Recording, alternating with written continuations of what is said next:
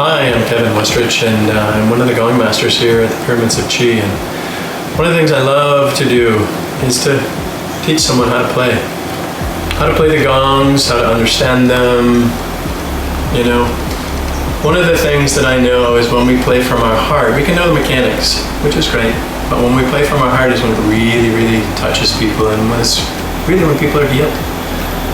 So one of the things I love doing is teaching someone the sense of expression, to be able to play these gongs and to really allow them to sort of filtrate through their body and allow them to be a part of the experience. So I absolutely love it. It's 3 hours in length.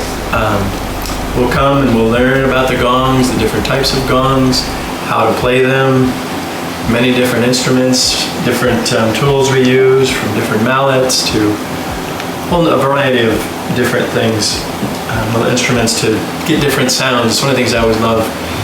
People oftentimes say, oh my God, how did that sound come out of there?